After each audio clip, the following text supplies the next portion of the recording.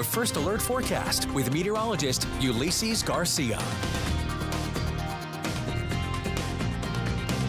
Oh, right now in our Comanche Nation Entertainment Tower Cam and Medicine Park Aquarium, you can see a little bit of the twilight starting to take place here. That sunrise is now very close to 7 o'clock. It'll be at 7 o'clock officially tomorrow, but keep in mind though, with that time change, it's going to go back to about 7:50 something by Sunday. Temperatures currently though across Texoma, 30s off towards the north, 39 Lawton, 33 in Elk City, 42 in Frederick and at the Falls, and they're making its way closer to 50 down towards the southeast, 50 in Jacksboro. From this time yesterday to now, most areas are a good 10 to 25 degrees colder. 21-degree drop at the Falls, 23 in Duncan and Lawton, leading the pack. Winds coming in mainly out of a northerly direction between 5 to 15 miles an hour. 17 in Lawton, 15 at the Falls, 14 Chickasha, 13 Frederick, and what it feels like out there, the wind chill, feeling like the 20s to right around 30 for our northern areas, mostly in the 30s as you make your way along the river, and then down towards the south, it's feeling more like the 40s. So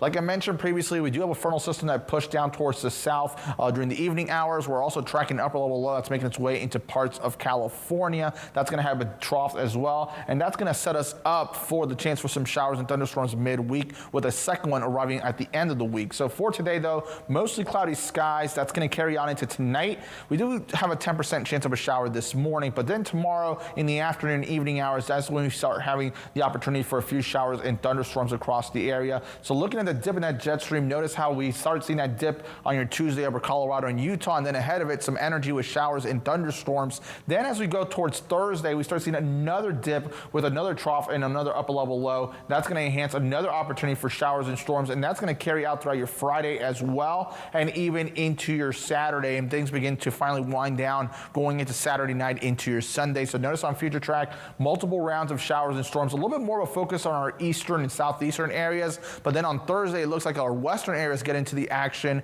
and then as we get towards the end of the week, notice how it's a little bit more of our southern and southeastern areas before finally things improve on Sunday. A level 1, a marginal risk for tomorrow for northern areas, wind and hail. On Wednesday, that pushes down towards the southeast, still the same threats. Then it upgrades to a level 2, a slight risk on Thursday for pretty much with the exception of our easternmost counties. On Friday, slight risk with the exception of our westernmost counties, and then by Saturday, we have a slight risk over our southeastern areas. For today, we'll make our way into the lower 60s, areas off towards the north into the 50s, while down toward the extreme south, it could even make its way into the 70s. Tonight, a mild night, mostly cloudy in the 50s, and as we look over the next 7 days, we are going to see our temperatures 60s, 70s, and 80s, overnight lows 50s and 40s. Calmer weather, though, those return for the second half of the weekend as we spring forward.